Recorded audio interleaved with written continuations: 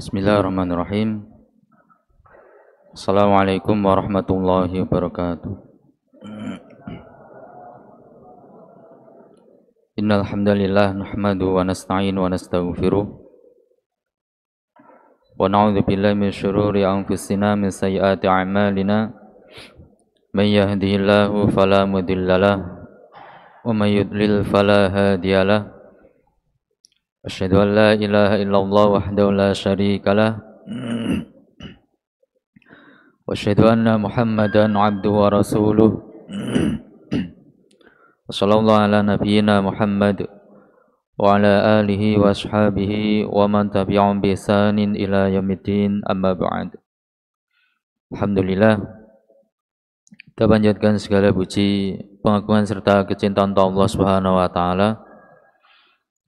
Karena karunia semata di malam hari ini kita bisa melanjutkan belajar bersama kitab Ma la yas'ul jahlu liqari'il Qur'an. Dan kita masih dalam pembahasan tentang keutamaan bagi para pengemban Al-Qur'anul Karim.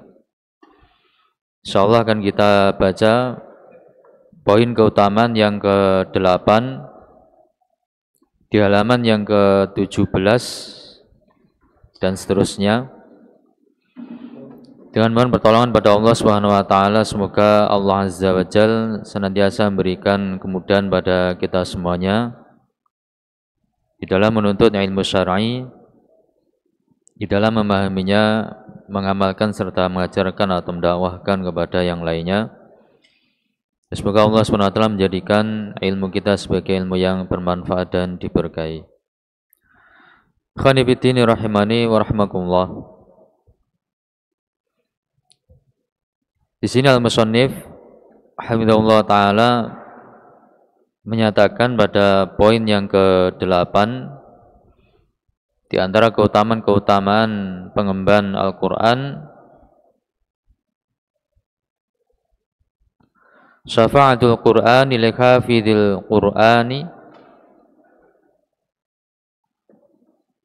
wa darajatuhu fil jannati bikasabi hifdhihi.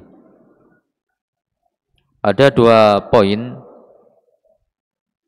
yang disebutkan oleh musannif hafizahullah taala pada keutamaan yang ke-8 ini. Poin yang pertama, syafa'atul Qur'ani, syafaat yang diberikan oleh Al-Qur'an, yakni bacaan Al-Qur'annya seseorang itu nanti di hari kiamat akan memberikan syafa'ah, akan memberikan pembelaan, pertolongan li hafizil Qur'ani, bagi hafidh Qur'an, bagi seorang yang menghafalkan Al-Qur'an. Kemudian poin yang kedua, padarajatuhu, dan bahwasanya derajatnya penghafal Al-Qur'an itu, ya derajatnya penghafal Al-Qur'an itu fil jannati, nanti di dalam surganya Allah Subhanahu wa taala. Derajatnya di dalam surga itu bihasabi hifdhihi, bihasabi sesuai, hifdhihi dengan kadar hafalan Al-Qur'annya. Ya, dengan kadar hafalan Al-Qur'annya. Jadi poin yang pertama, bahwasanya Al-Qur'an, yakni bacaan Al-Qur'annya itu nanti akan memberikan syafaat, pertolongan bagi dirinya ketika di hari kiamat di hadapan Allah Subhanahu wa taala. Kemudian poin yang kedua, bahwasanya derajatnya seorang penghafal Al-Qur'an itu di dalam surga adalah sesuai dengan kadar hafalan Al-Qur'annya. Ya, sesuai dengan kadar hafalan Al-Qur'annya. Khonifidini rahimani wa rahmakumullah. Dan bahwasanya syafa'ah Al-Qur'an bagi para pengembannya ini berlaku secara umum, ya, berlaku secara umum bagi orang-orang yang mereka memiliki amalan berupa membaca Al-Qur'anul Karim Dan tentu berlaku secara lebih khusus bagi seorang yang membaca Al-Quran dan dia menghafalkan Al-Quranul Karim tersebut. Kalau kita cermati hadis-hadis yang membahas tentang syafaat Al-Quran di hari kiamat, itu para ulama menyebutkannya pada bab tentang keutamaan qiraatul Quran, keutamaan membaca Al-Quranul Karim. Ya. Jadi membacanya itu memiliki keutamaan, ya. Menghafalnya juga memiliki keutamaan, memperbaiki bacaan memiliki keutamaan, berupaya memahami maknanya juga memiliki keutamaan, dan yang paling inti dari Al-Quran adalah mengamalkannya. Mengamalkan itu memiliki keutamaan. Ya. Cuma ini tidak memberikan keutamaan khusus bagi seorang yang memiliki hafalan Al-Quran, ya dia pasti juga akan mendapatkan syafaat dari Al-Quran itu. Disebutkan dalam sebuah hadis yang sahih riwayat Imam Muslim rahimahullah taala dari sahabat yang mulia Abu Mamah Al-Bahili radhiyallahu taala anhu, bahwasanya Rasulullah sallallahu alaihi wasallam bersabda, Iqra'ul Qur'ana, Iqra'u adalah kalian senantiasa membaca Al-Qur'anul Karim. Ya, adalah kalian senantiasa membaca Al-Qur'anul Karim. Nah, ini bimbingan, hasungan, perintah dari Rasulullah sallallahu alaihi wasallam untuk kebaikan seluruh umatnya. Beliau memberikan nasihat adalah kalian senantiasa membaca Al-Qur'anul Karim. Fa'innahu yati yaumal qiyamati syafi'an li ashabi. Fa'innahu, karena sungguhnya Al-Quran itu yati, nanti dia akan datang, maksudnya bacaan Al-Qurannya itu nanti akan datang yaumal qiyamati, pada hari kiamat nanti, syafi'an, sebagai pemberi syafaat, li ashabihi, bagi yakni orang yang membaca Al-Quran tersebut dan tentu mengamalkannya, ya, dan tentu mengamalkannya. Ini alasan disebutkan oleh Rasulullah sallallahu alaihi wasallam, ya, kenapa kita semuanya beliau anjurkan untuk senantiasa memperbanyak membaca Al-Quranul Karim. Karena bacaan Al-Quran yang kita baca di dunia ini, bacaan itu nanti akan diwujudkan oleh Allah SWT menjadi suatu bentuk, yang bentuk itu kemudian akan menjadi pemberi syafaat bagi pembacanya, ya, bagi pembaca Al-Quranul Karim tersebut. Tapi sekali lagi kita ingatkan bahwasanya yang dimaksudkan itu bukan sekedar membaca, yang dimaksudkan bukan sekedar menghafal, yang dimaksudkan bukan sekedar memahami, tapi yang paling inti dari Al-Quran itu adalah mengamalkan isinya. Itulah mengamalkan isinya. Dalam hadis yang lain riwayat Muslim juga dari sahabat yang mulia An-Nawas bin Sam'an radhiyallahu taala anhu, Nabi sallallahu alaihi wasallam bersabda, "Yu'ta yaumal qiyamati fil Qur'ani wa ahli." Yu'ta, nanti akan didatangkan. Kapan itu? Yaumal qiyamati, pada hari kiamat nanti. Apa yang didatangkan? Bil Qur'ani, dengan Al-Qur'an. Maksudnya bacaan Al-Qur'an. Bacaan Al-Qur'annya seorang itu nanti akan didatangkan pada hari kiamat. Wa ahlihi, dan ahlinya Al-Qur'an juga nanti didatangkan pada hari kiamat. Alladzina kanu ya'maluna bih. Rasulullah SAW menjelaskan ahlinya Quran ini siapa? Alladzina, yaitu orang-orang yang mereka itu kanu ya'maluna bih, senantiasa mereka mengamalkan Al-Quran. Senantiasa mereka mengamalkan Al-Quran. Maka ini yang berhak untuk mendapatkan syafaatnya Al-Quran. Dan syafaat Al-Quran termasuk syafaat yang terbesar yang Allah anugerahkan kepada orang-orang yang beriman. Khani bidini rahimani wa rahmakumullah. Nah, Maka lebih khusus bagi hafidhul Quran, orang yang menghafal Al-Quran, tentu dia juga berupaya untuk memahami, dia berupaya untuk mengamalkan, dia juga akan mendapatkan syafaat dari Al-Quran tersebut. Wa darajatu, dan derajatnya menghafal Al-Quran itu, kalau poin yang pertama itu sebenarnya cakupannya lebih luas. Jadi bukan hanya bagi penghafal Al-Quran, tapi bagi orang yang gemar membaca Al-Quranul Karim secara umum, tapi secara lebih khusus bagi seorang yang menghafal Al-Quran. Adapun poin yang kedua ini khusus bagi seorang penghafal Al-Quran. Wa darajatuhu, atau ibarah yang lain, wa anna darajatahu, dan bahwasanya derajatnya orang yang menghafal Al-Quran itu fil jannati, dalam surga, bihasabi hifdhihi, sesuai dengan kadar hafalannya. Ya, sesuai dengan kadar hafalan dia terhadap Al-Qur'anul Karim. Khonifiddin rahimani wa rahmatullah. Pada poin yang ke-8 ini, Shonif Habibullah Ta'ala menyebutkan satu hadis. Ya, menyebutkan satu hadis. Di halaman 18, An Abi Hurairah, hadis dari sahabat yang mulia Abu Hurairah radhiyallahu taala anhu. Marfu'an, secara marfu', terangkat sampai kepada Rasulullah sallallahu alaihi wasallam. Sebenarnya hadis Abu Hurairah radhiyallahu taala anhu ini ada perbedaan riwayat.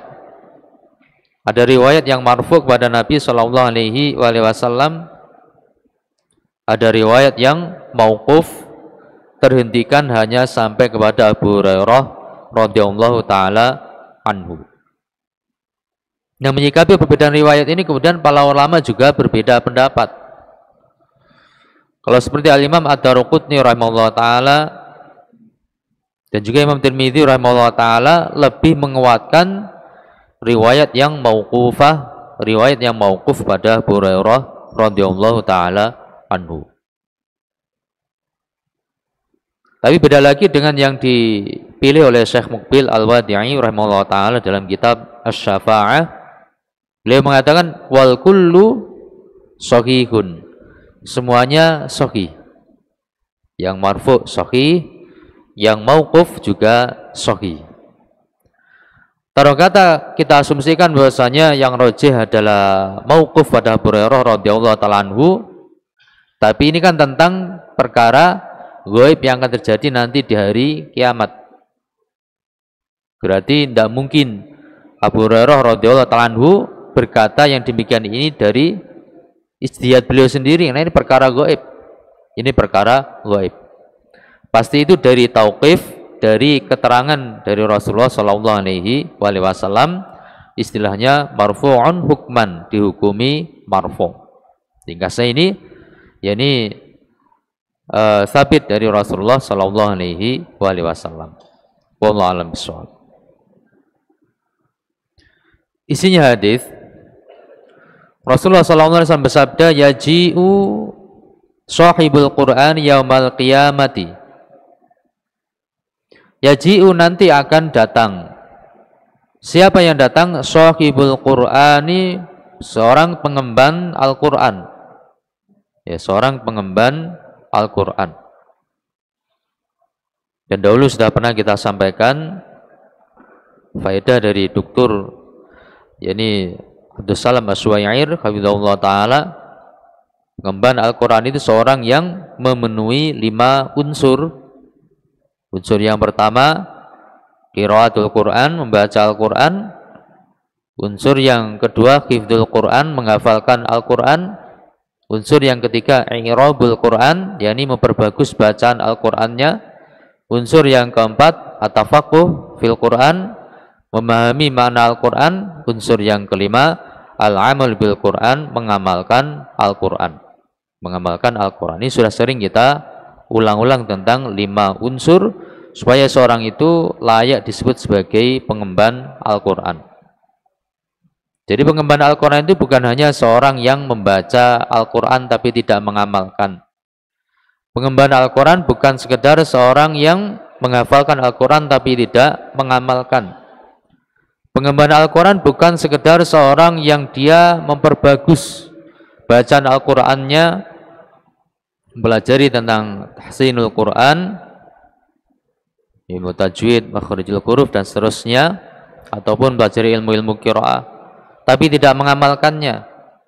Pengemban Al-Quran bukan sekedar seorang yang mempelajari tafsir Al-Quran tapi malah tidak mengamalkannya. Tapi pengemban Al-Quran itu seorang yang mengumpulkan 5 unsur tersebut dan intinya adalah mengamalkan isi dari Al-Quranul Karim. Dan nanti pengemban Al-Quran itu akan datang yaumal kiamati, pada hari kiamat nanti, ya, pada hari kiamat nanti.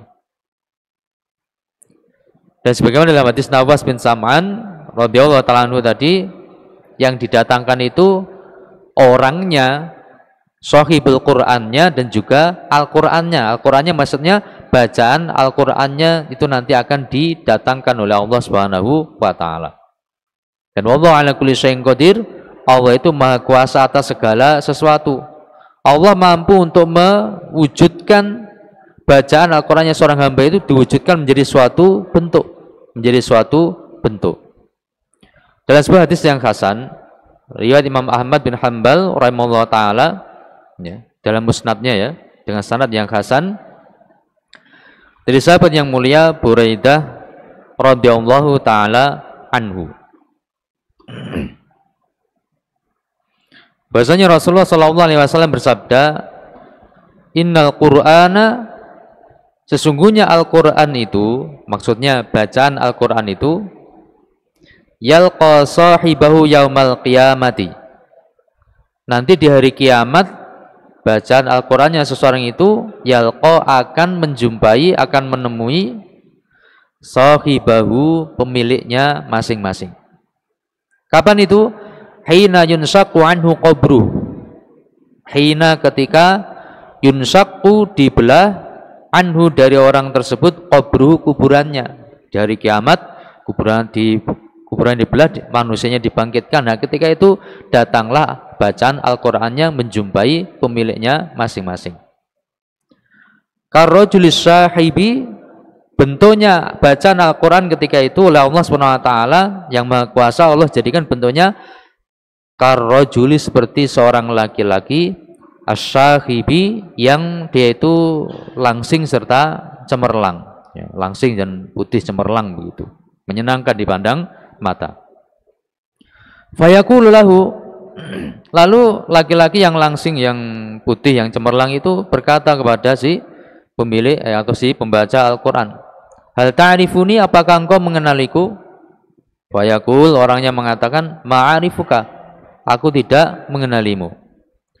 Fayaqulu lahu, lalu rajul sakib itu mengatakan lagi, hal ta'rifuni, apakah engkau mengenaliku? Fayaqulu, orang itu mengatakan lagi, ma'arifuka, aku tidak mengenalimu, aku tidak mengenalmu. Fayaqulu, lalu rajul yang yakni langsing kemudian putih cemerlang, yang itu adalah perwujudan dari bacaan Al-Qur'annya laki-laki tadi, ini mengatakan, ana sahibuka, ana sahibuka, aku adalah temanmu. Al-Qur'anul ladzi azma'tuka fil hawajiri wa ashartu lailak, aku adalah temanmu, yakni Al-Qur'anu, Al-Qur'an, bacaan Al-Qur'an, alladzi, yang mana, azma'tuka fil hawajir, aku telah menjadikan engkau itu merasa haus, fil hawajir, ketika di tengahnya siang hari, di tengahnya siang hari. Kenapa? Karena dia senantiasa memperbanyak membaca Al-Qur'anul Karim, siang maupun malam. Bacanya ketika siang itu sampai apa? Namanya orang baca kan sampai kering, sampai terasa haus, Wazhartu lailak, dan aku pun menjadikan engkau bergadang di malam hari karena membaca Al-Quran di waktu malam, dan seterusnya. Ini nanti bacaan Al-Qurannya seseorang itu akan diwujudkan oleh Allah SWT yang Maha Kuasa dengan bentuk ar-rajul as-sahib, laki-laki yang langsing dan putih, ya, cemerlang, yang putih cemerlang, yang menyenangkanlah dipandang oleh mata itu. Nah, ada pula riwayat-riwayat yang lain yang menunjukkan tentang perwujudan dari bacaan-bacaan Al-Qur'annya seorang hamba itu. Nanti bacaan Al-Baqarah dan Ali Imran diwujudkan demikian, demikian, dan demikian. Ada 3 macam dari perwujudan surah Al-Baqarah dan surah Ali Imran sebagaimana dalam riwayat Imam Muslim rahimahullah ta'ala. Tapi intinya nanti pemilik Al-Quran yaitu orangnya akan didatangkan pada hari kiamat, begitu pula Al-Qur'annya. Fayaqulul Qur'anu, lalu berkatalah Al-Qur'anu, Al-Qur'an tersebut. Anda ingatkan, Al-Quran di sini maknanya adalah apa? Bacaan Al-Qur'annya seseorang itu diwujudkan oleh Allah SWT menjadi suatu bentuk seseorang. Kemudian Allah yang Maha Kuasa menjadikan seseorang itu, perwujudan Al-Quran itu bisa apa? Bisa berbicara. Bisa berbicara. Ini yang zahir dari hadis-hadisnya Rasulullah SAW. Jadi insya Allah yang rajih dari pendapatnya para ulama rahmatullahi alaihim ajmain. Lalu Al-Quran itu mengatakan, Ya Rabbi wahai Rabbku, hallihi. Ya. Hallihi. Baik. Hallihi ay zayyinhu, maknanya hallihi yakni apa? Hiasilah dia. Hiasilah dia. Fayul basu, lalu dihiasilah, ya, fayul basu benarnya majhul. Fayul basu, lalu dihiasilah pemilik Al-Quran itu tajal karamati, dengan apa? Tajal karamah, mahkota kemuliaan. Tajun itu mahkota, al-karamah itu kemuliaan. Jadi seorang pengemban Al-Quran nanti akan diberi hiasan mahkota dari Al-Quranul Karim di atas kepalanya atas permintaan bacaan Al-Qurannya kepada Allah Subhanahu wa Ta'ala. Bacaan Al-Qurannya memohon kepada Allah Subhanahu wa Ta'ala supaya orangnya ini diberi apa? Diberi perhiasan, lalu ternyata dianugerahi oleh Allah Subhanahu wa Ta'ala perhiasan berupa mahkota kemuliaan. Tsumma yaqulu, kemudian selang berapa waktu bacaan Al-Qur'annya itu kemudian berkata lagi, Ya Rabbi wahai Rabbku, zidhu. Ya, tambahkanlah baginya. Ya, tambahkanlah baginya. Fayul basu hullatal karamati.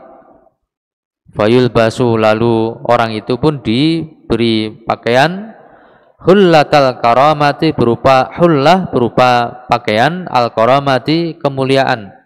Pakaian kemuliaan, pakaian kebesaran, pakaian keagungan. Jadi pakaian yang dikenakan di luar baju biasa. Jadi pakaian kebesaran. Jadi setelah dikasih apa?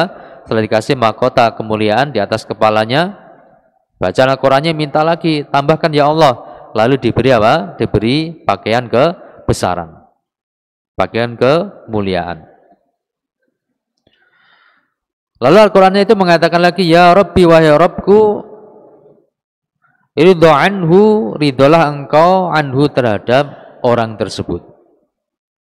Nah, ini Al-Qur'annya tidak mencukupkan, ya bacaan Al-Qur'annya tidak mencukupkan hanya memintakan perhiasan bagi si pemiliknya. Tapi yang terakhir ini permintaan yang luar biasa.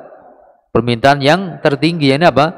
Memohon pada Allah SWT supaya Allah ridho terhadap sahibul Quran tersebut. Ya, supaya Allah ridho terhadap sahibul Quran tersebut. Fayardo anhu, ini kurang satu huruf. Fayardo, setelah dot itu ada alif bengkong, ya, ada alif bengkongnya. Fayardo, lalu Allah pun ridho anhu terhadap sahibul Quran tersebut. Ya. Maka ini diantara bentuk syafaatnya Al-Quran terhadap sahibul Quran. Khanifidin rahimani wa rahmatullah. Lalu kelanjutan hadisnya ini poin yang kedua. Kelanjutan hadisnya ini poin yang kedua. Wa yuqalu ay fa yuqalu, kalau asalnya fa yuqalu pakai fa. Fa yuqalu, lalu setelah itu dikatakanlah lahu kepada sahibul Quran tersebut. Iqra warqa. Itu ha setelah qaf, warqa itu hanya dihapus. Lalu dikatakan kepada si pemilik Al-Quran, maksudnya ketika sudah di surga nanti, Iqra bacalah, ya, Iqra ketika hendak masuk surga, Iqra bacalah, warqa dan naiklah. Iqra bacalah, warqa dan naiklah. Ya. Jadi diperintahkan demikian. Maka itu dikatakan derajatnya penghafal Al-Quran di dalam surga nanti sesuai dengan kadar hafalannya terhadap Al-Quran. Karena dia diperintahkan untuk membaca Al-Quran sambil naik. Iqra bacalah, warqa dan naiklah. Satu ayat dia baca, naik. Satu ayat lagi dia baca, naik lagi. Satu ayat lagi, naik lagi. Demikian seterusnya. Demikian seterusnya. Nah, maka berarti semakin banyak hafalan Al-Qur'annya seseorang, otomatis tangga-tangga surga yang dia lampaui itu akan semakin banyak. Kalau semakin banyak tangga surga yang dia lalui, otomatis derajatnya akan semakin tinggi dan tempatnya di surga juga akan semakin tinggi. Nah, maka ini keutamaan bagi para penghafal Al-Qur'an. Semakin banyak hafalannya dan tentu diamalkan, itu akan apa? Akan menjadi sebab dia semakin tinggi derajatnya di dalam surganya Allah Subhanahu wa taala. Wa yuzadu, dan dia akan diberi tambahan. Bikulli ayatin, dengan setiap ayat yang dia hafal itu, hasanatan, ditambahkan satu kebaikan. Ditambahkan satu kebaikan. Hadis ini rawal Hakimu, riwayat Imam Hakim rahimahullah taala dalam Al-Mustadrak. Wa hasanahu, dan telah dihasankan hadis tersebut oleh Al-Albani rahimahullah taala, Syekh Al-Albani rahimahullah taala, fi Shahih At-Targhib, dalam kitab Shahih At-Targhib. At-Targhib wa Tarhib, Imam Al-Mundhiri rahimahullah taala.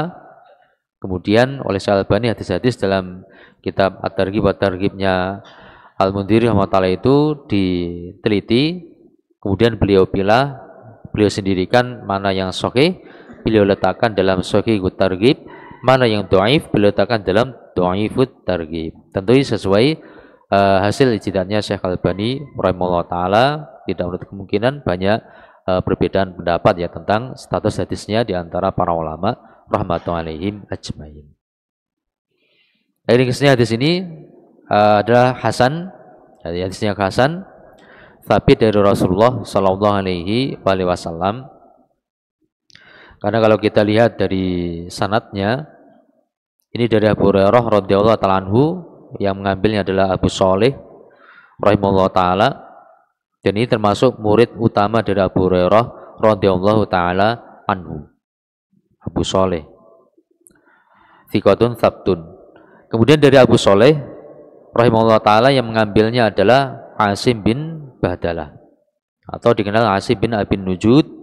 Itu Imam Asim rahimahullah taala, gurunya Imam Hafiz yang ma'ruf ya, masyhur riwayat Hafiz an Asim, dan beliau adalah hasanul hadis.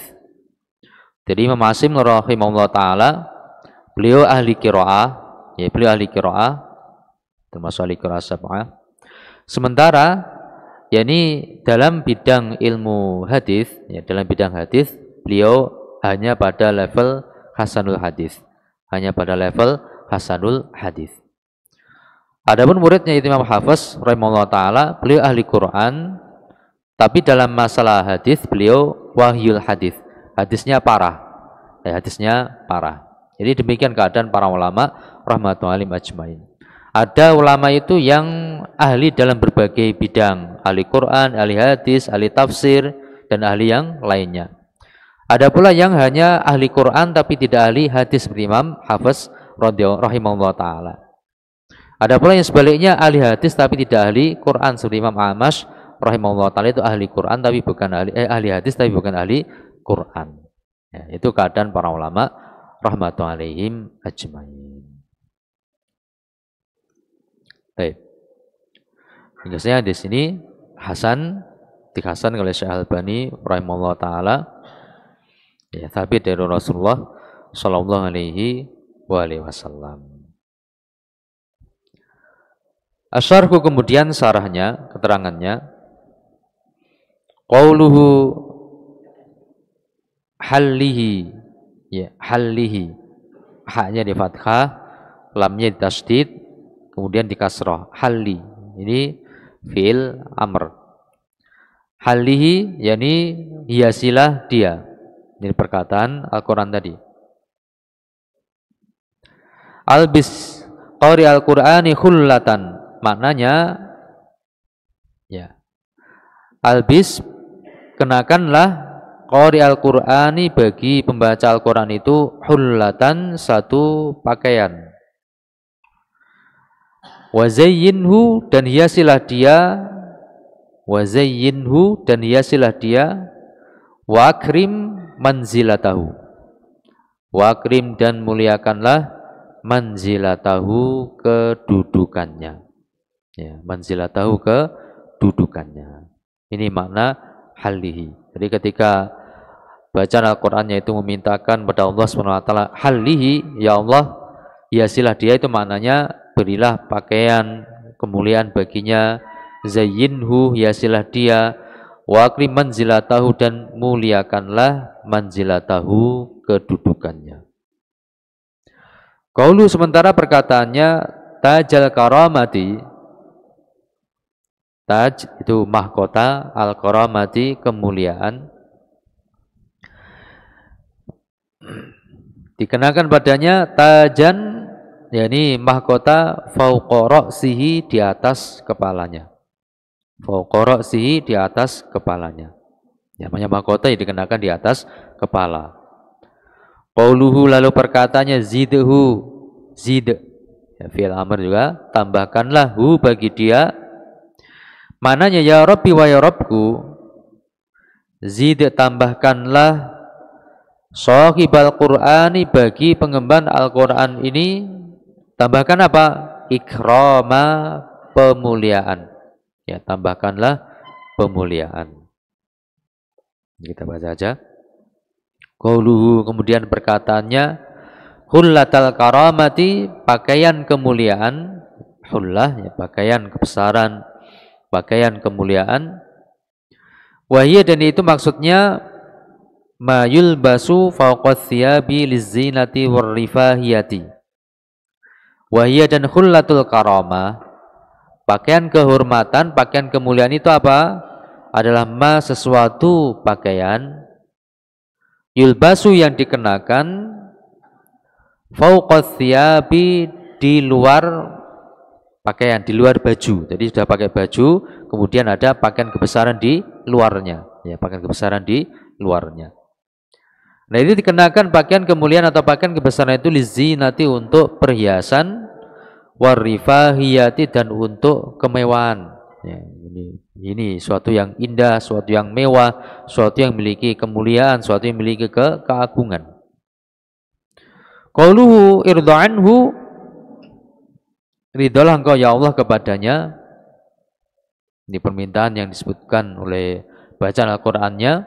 Setelah dikasih mahkota, sudah dikasih pakaian kemuliaan, Al-Qur'an memintakan supaya Allah meridhoinya. Kenapa demikian? Fa innahu, karena sesungguhnya laisa ba'da ridhaka syai'un, laisa, tidak ada, ba'da ridhaka, setelah ridhomu ya Allah, tidak ada syai'un, sesuatu apapun. Maksudnya apa? Maksudnya ridhonya Allah SWT itu merupakan anugerah yang teragung bagi seorang hamba. Tidak ada lagi setelah itu yang lebih utama dibandingkan keridhoannya Allah SWT. Makanya penduduk surga itu kan dikatakan apa? Yani, ya, radhiyallahu anhu wa radu'an, Allah ridho kepada mereka, wa radu'an, dan mereka pun ridho kepada Allah SWT. Kenapa Allah ridho kepada mereka? Nah, jadi demikian itu dari kalimat khasyya rabbah.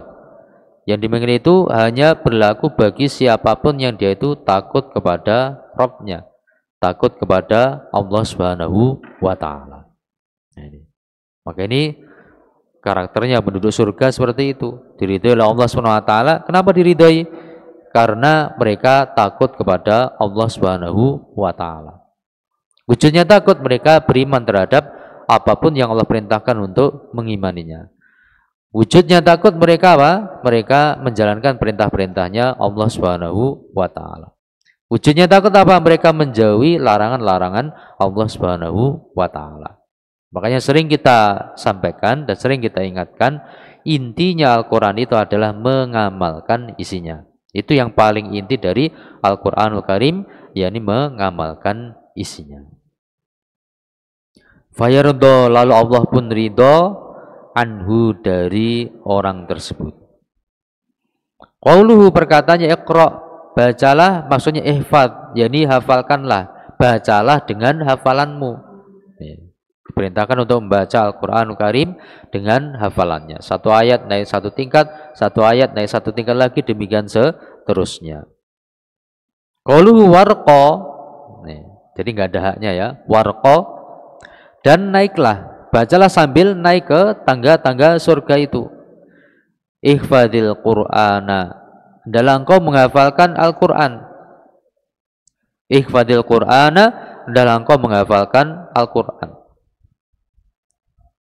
Jadi ini makna hadis, memberikan hasungan, motivasi, dorongan, anjuran, penyemangat bagi kita semuanya untuk menghafalkan Al-Qur'an.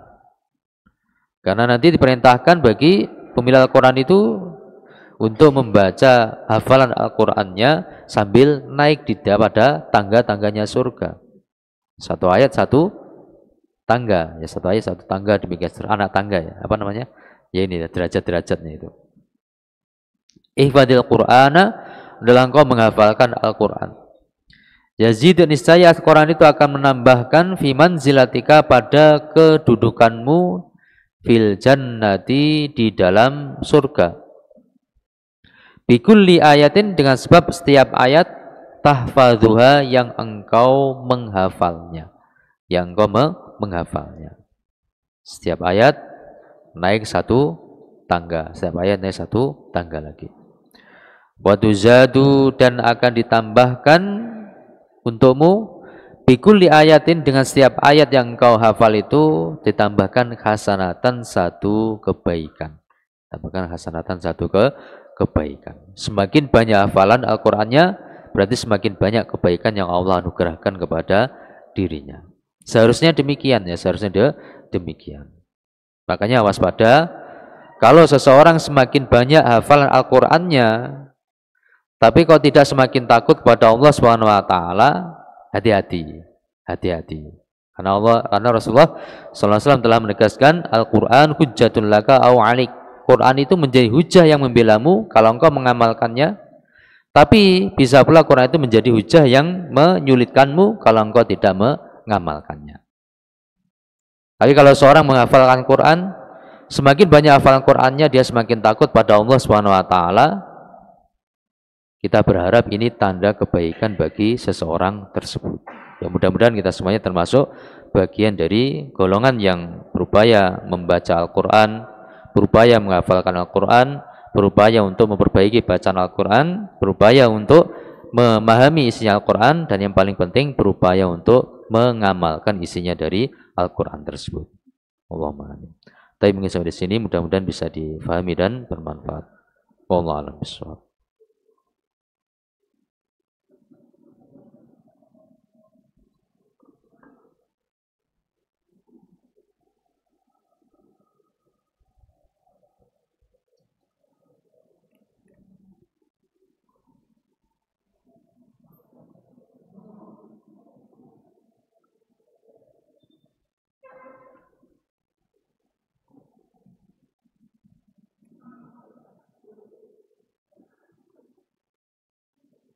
Saat sholat Jumat merasa buang angin, akan tetapi tidak ada suara dan baunya.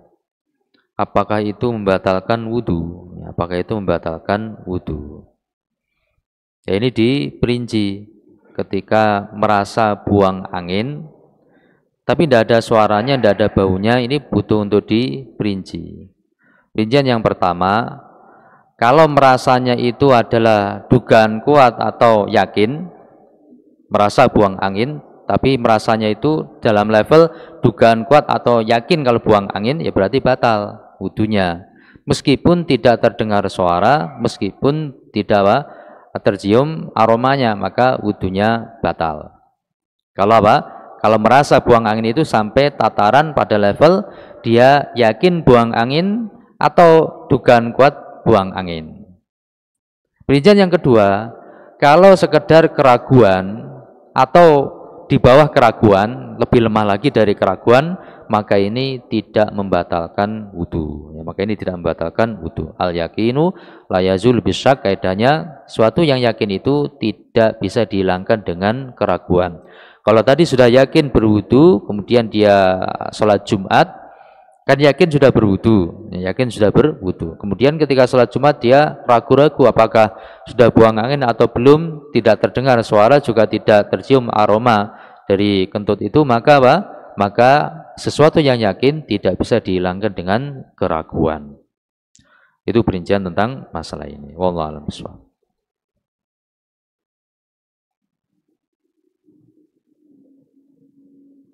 Apakah akidah Ibnu Hajar Al-Asqalani rahimahullah itu akidah ahli sunnah? Ini permasalahan yang dalam ya diantara para ulama rahmatullahi alaihim ajmain. Secara umum kita orang-orang ahli sunnah jamaah as-salafiyah meyakini bahwasanya Al-Imam An-Nawawi rahimahullah ta'ala dan setelahnya Al-Imam Al-Hafidz Ibnu Hajar Al-Asqalani rahimahullah ta'ala dan sebelumnya seperti Al-Imam Al-Baihaqi rahimahullah ta'ala, mereka adalah ulama-ulama Ahlus Sunnah wal Jamaah secara umum ya. Jadi ulama-ulama Ahlus Sunnah wal Jamaah rahmatullahi alaihim ajmain. Tapi tidak bisa dipungkiri bahwasanya sebagian para ulama kita ini ada sisi ketergelinciran terkait masalah tauhid al-asma was sifat. Ya, terkait masalah tauhid al-asma was sifat. Dan ketergelinciran para ulama kita ini dalam bab ini itu bertingkat-tingkat, ada tingkatan-tingkatannya, beda-beda levelnya ya, beda-beda levelnya. Yang jelas kita meyakini para ulama tersebut mereka sudah berupaya untuk mencari kebenaran. Mereka bukan tipe orang-orang yang mengikuti hawa nafsu, tapi mereka mencari kebenaran dan dapatnya seperti yang beliau pegang itu. Yang dapatnya seperti yang beliau pegang tersebut. Imam secara umum, Al-Imam An-Nawawi rahimahullah ta'ala ada ketergelinciran ke dalam paham Asy'ariyah terkait asma wa sifat.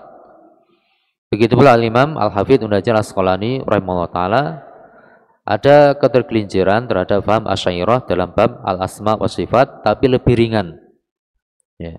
Al-Hafidz Ibnu Hajar Al-Asqalani rahimahullah taala itu lebih mending, lebih ringan keadaannya dibandingkan Al-Imam An-Nawawi rahimahullah taala. Dalam artian pembahasan takwilnya itu lebih banyak Al-Imam An-Nawawi rahimahullah ta'ala. Itu pun kalau kita berbicara tentang Imam Nawawi rahimahullah ta'ala, ini pembahas itu juga beda-beda ya dalam menyikapi Imam An-Nawawi rahimahullah ta'ala. Ada yang memahami beliau itu memang meyakini faham Asy'ariyah sebagaimana apa yang beliau nukilkan dalam kitab Syarah Sahih Muslim itu. Tapi ada pula sebagian pembahas yang lain yang menyatakan Imam Nawawi rahimahullah ta'ala dalam Syarah Sahih Muslim itu hanya menukilkan syarah dari ulama sebelumnya yang kebetulan di situ ada takwil sebagian sifat-sifatnya Allah Subhanahu wa taala. Seperti beliau menukil dari Qadhi Iyad Al-Maliki rahimahullah ta'ala, beliau nukil dari sarahnya Al-Maziri Al-Maliki rahimahullah ta'ala dan yang lainnya, yang mana notabene para ulama itu memang tergelincir dalam paham Asy'ariyah, tergelincir dalam paham Asy'ariyah. Baik. Dan ini ulama-ulama besar dengan ketergelinciran beliau-beliau ini, ya kita tetap memuliakan, tetap menghormati beliau karena kita yakin beliau berupaya untuk mencari kebenaran dan jasanya sangat besar bagi dunia Islam. Ya, jasanya sangat besar bagi dunia Islam termasuk bagi kita semuanya. Hanya saja ketergelincirannya kita katakan sebagai ketergelinciran dan kita tidak boleh mengikuti ketergelinciran tersebut. Maka dari kita bersikap pertengahan ya, bersikap pertengahan. Terkait masalah ini secara umum ada kita gambarkan 3 golongan manusia ya. Ada ekstrem kanan, ada ekstrem kiri, ada yang pertengahan. Ada orang yang ekstrem dalam artian mengikuti apapun yang disampaikan oleh para ulama tersebut meskipun itu menyelisih manhaj salaf dan menyelisih para ulama salaf yang lainnya. Jelas-jelas tergelincir, jelas keliru dalam masalah itu tetap diikuti saja dengan alasan mereka kan ulama. Ya, mereka kan ulama. Umumnya kamu sama mereka lebih pintar mana? Ya pintar mereka jelas. Tapi permasalahannya bukan kita dengan mereka dengan sesama ulama yang lain. Itu permasalahannya, itu permasalahannya. Nah, ada pula yang ekstrem kiri. Nah, ekstrem kiri yaitu apa? Orang-orang yang meyakini beliau-beliau ini tergelincir dalam kekeliruan ketika mentakwil sifat dan semisalnya dari faham Asy'ariyah tersebut. Nah, orang ekstrem kiri ini berlebihan sampai apa? Sampai meyakini bahwasanya Imam Nawawi rahimahullah Al-Hafidz Ibnu Hajar Asqalani rahimahullah itu ahlu bid'ah, bukan apa? Bukan ahli sunnah lagi. Sampai-sampai mereka membakar kitab Fathul Bari, membakar Syarah Sahih Muslim dan kitab-kitabnya para ulama yang mereka anggap ada ketergelincir, ada apa? Penyimpangan tersebut. Nah, ini berlebihan. Nah, maka sikap yang pertama apa? Sikap yang pertengahan, kita tetap meyakini mereka adalah ulama Ahlussunnah wal Jamaah. Ya. Dan kita memuliakan mereka, mengagungkan mereka, mendoakan kebaikan bagi mereka. Tetap kita sebutkan dengan rahimahullah, kita muliakan mereka. Tapi dalam sisi kesalahannya kita tidak mengikuti mereka. Ya, kita tidak mengikuti mereka dalam sisi kesalahannya itu. Dan ini berlaku bagi semua ulama, kita menyikapi demikian. Ulama Ahlussunnah wal Jamaah ya maksudnya. Ulama Ahlussunnah wal Jamaah kita menyikapi demikian. Tidak ada seorang ulama mesti apa? Mesti tergelincir dalam suatu kesalahan. Ya. Ketika kita bicara tentang Imam Nawawi rahimahullah, bicara tentang ini Imam Al-Hafidz Ibnu Hajar Asqalani rahimahullah, maka bukan berarti kemudian kita apa? Kita menganggap bahwasanya Syekh bin Baz itu lepas dari kesalahan. Syekh Utsaimin itu tidak ada kesalahannya. Syekh Albani itu mesti benar, tidak ada seperti itu. Setiap ulama itu mesti ada ketergelincarannya. Tidak ada manusia yang maksum itu. Tidak ada manusia yang maksum. Ya, kadang-kadang kita sebagian ini kan orang-orang belakang ini kemudian apa berlebihan. Para ulama kita yakni mengarahkan kita untuk tidak fanatik kepada mazhab tertentu dari mazhab 4 atau yang lainnya. Tapi lama-kelamaan bergeser malah fanatik kepada Syekh Utsaimin, ada yang fanatik kepada Syekh Albani, fanatik kepada Syekh Mukbil dan seterusnya. Ini keliru, ini suatu keliru. Bukan itu maksudnya para ulama rahmatullahi alaihim ajmain. Jadi kembali ke permasalahan, memang ada ketergelinciran dari Imam Nawawi rahimahullah taala. Itulah Al-Hafidz Ibnu Hajar Asqalani rahimahullah taala. Dan di masa-masa itu perlu diketahui ya, di masa-masa Imam Nawawi tahun 600-an itu memang dunia Islam ketika itu mayoritas adalah Asy'ariyah. Ya, mayoritas sudah Asy'ariyah. Ya, mayoritas sudah Asy'ariyah. Tapi tetap ada ulama yang di atas manhaj salaf. Ya, seperti di masa itu ada yakni Al-Imam Ibnu Qudamah rahimahullah taala di sebelumnya. Ya. Dan seterusnya di masa Imam Nawawi ada Syekhul Islam Ibnu Taimiyah rahimahullah taala dan seterusnya. Di setiap masa ini tetap ada ulama yang di atas akidah salafiyah, akidah Ahlussunnah wal Jamaah rahmatullahi alaihim ajmain.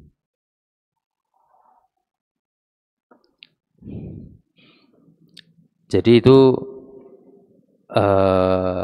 apa namanya? apa namanya, titik baliknya ya. Titik baliknya itu di tahun 400-an. Ya, titik baliknya tahun 400-an di masa Imamul Haramain.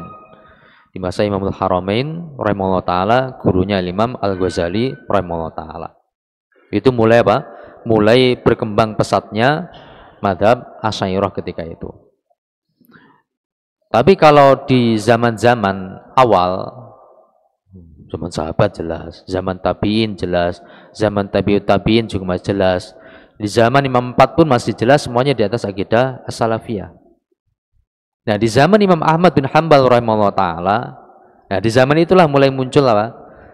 Ketika itu sempat menguat, yakni mazhab Mu'tazilah kan. Mazhab Mu'tazilah menjadi mazhab resmi negara. Nah, mazhab resmi negara. Ya, banyak yang mendapatkan siksaan dari penguasa di masa itu, termasuk Imam Ahmad bin Hanbal rahimahullah taala. Ya, karena memang sesuatu mazhab, sesuatu pemikiran itu kalau didukung ya, dekengane pusat ya, kalau didukung oleh pusat, oleh negara, ini akan menjadi kuat. Akan menjadi kuat. Nah, ketika itu seperti itu.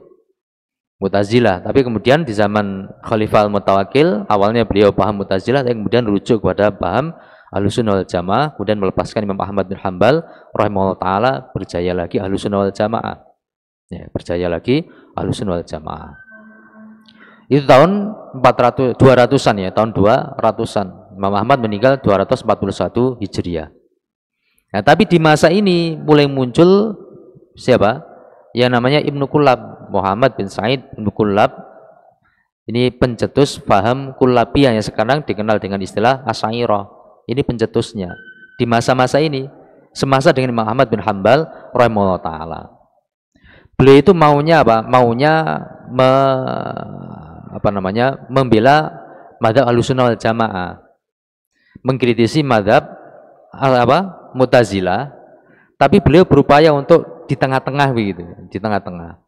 Karena Ibnu Kullab ini dikatakan oleh para ulama tidak begitu menguasai mazhab Ahlussunnah wal Jamaah.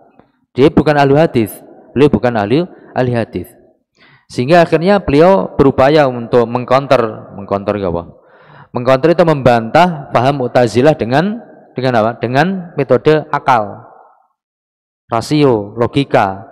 Ya, akhirnya beliau terjerumusnya di situ, di situ. Muncul paham Kullabiyah yang ini adalah cikal bakal dari paham Asy'ariyah itu. Nah, ketika itu yang dominan masih Ahlussunnah wal Jamaah. Salafiyah di masa itu. Tahun 300-an masih paham Salafiyah ketika munculnya Abu Hasan Asy'ari rahimahullah taala, yang dominan masih paham Salafiyah. Kata Abu Hasan Asy'ari sendiri kemudian rujuk kepada paham Salafiyah di akhir kehidupannya, ya di akhir kehidupannya. Di tahun 300-an masih dominan paham Salafiyah Ahlussunnah wal Jamaah. Asy'ariyah itu masih sedikit di tahun 300-an. Bahkan ulama-ulama Syafi'iyah di tahun 300-an itu keras sekali terhadap orang-orang Ahlul Kalam, termasuk orang-orang Asy'ariyah. Jadi jangan dibilang ulama Syafi'iyah itu mesti Asy'ariyah, enggak. Kalau zaman dahulu ya, tahun 300-an itu ulama Syafi'iyah itu masih Ahlussunnah wal Jamaah, rata-rata Ahlussunnah wal Jamaah. Di tahun 300-an itu masih demikian akidahnya. Dan mereka nulis kitab-kitab akidah dengan ditulis sanad-sanadnya, karena mereka juga ahli hadis, mereka ahli hadis. Sampai kemudian muncul seorang yang namanya Al-Baqilani. Yang namanya Al-Baqilani. Nah, ini ya, seorang yang jenius, ya, seorang yang cerdas. Ya. Tapi beliau menganut paham Asy'ariyah ini. Dan beliau mengembangkan paham Asy'ariyah. Tapi akhir kehidupannya beliau juga rujuk ke mazhab salaf. Tapi terlanjur mulai berkembang paham Asy'ariyah itu. Nah, lalu titik baliknya di tahun 400-an muncul Imamul Haramain, ya, muncul Imamul Haramain. Kalau Al-Baqilani itu di masa itu masih dominan Ahlussunnah wal Jamaah As-Salafiyah. Sehingga beliau itu kalau masuk ke kota Baghdad itu dengan sembunyi-sembunyi. Diceritakan begitu, karena takut apa? Takut ketahuan Imam Abu Hamid Al-Isfarayini Asy-Syafi'i rahimahullah taala, pembesar ulama Syafi'iyah di masa itu di kota Baghdad. Al-Isfarayini rahimahullah taala. Dan itu Ahlussunnah wal Jamaah Salafiyah, keras sekali terhadap Ahlul Kalam, termasuk terhadap Asy'ariyah. Makanya kalau di dalam kitab-kitab itu kan disebutkan ini apa namanya? Ini Syafi'iyah, kemudian namanya Asy'ariyah. Mereka menyendirikan itu Syafi'iyah, Asy'ariyah di masa itu ya, di masa itu. Baru Imamul Haramain ulama Syafi'iyah tapi pahamnya Asy'ariyah dan kemudian dekat dengan penguasa. Ya, dekat dengan penguasa, punya kekuatan, akhirnya yaitu penguasanya mendirikan madrasah-madrasah di berbagai tempat, dan itu di situ yang diajarkan mazhab fikihnya Syafi'iyah, mazhab akidahnya Asy'ariyah. Akhirnya berkembang di seluruh penjuru negeri. Tapi masih banyak ulama salaf di tahun 400 termasuk Al-Imam Al-Khatib Al-Baghdadi rahimahullah taala itu di atas mazhab salaf. Khatib Al-Baghdadi rahimahullah taala itu di atas mazhab salaf. Al-Lalakai Asy-Syafi'i juga mazhab salaf dan seterusnya. Baik. Nah, lalu datang muridnya Imamul Haramain yaitu Al-Imam Al-Ghazali rahimahullah taala. Nah, ini semakin apa? Semakin berkembang mazhab Asy'ariyah dengan apa? Lewat perantara Imam Al-Ghazali rahimahullah taala. Tapi mungkin saya di sini sedikit cerita tentang perjalanan akidah Salafiyah dan akidah Asy'ariyah seperti itu. Dan semakin ke belakang semakin dominan Asy'ariyahnya, dominan Asy'ariyah. Di masa Syekhul Islam Ibnu Taimiyah taala sudah sangat dominan Asy'ariyah itu. Ya, sampai beliau pernah di apa? Di sidang karena kitab Al-Aqidah Al-Wasithiyah yang nyidang itu 4 qadhi dari 4 mazhab dan datangkan para ulama ketika itu, ya, diskusi ramai selama beberapa hari membahas kitab Al-Aqidah Al-Wasithiyah itu. Dan ketika itu